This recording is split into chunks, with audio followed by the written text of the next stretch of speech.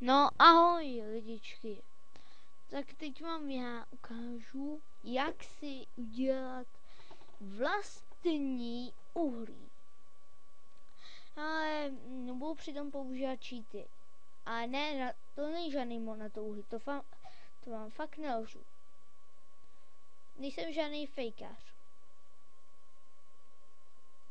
Takže jdete do furnic, vezmete si tady to, dáte si jeden vůd takhle, prostě najdete jeden vůd, jo? Máte pekárnu a nikdy jste ještě žádný uhlí nešli, tak tam dáte sem, to sem, stačí vám jenom 4,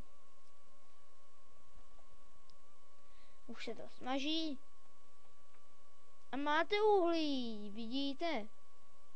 Levné, krásné uhlí. Je to super, že?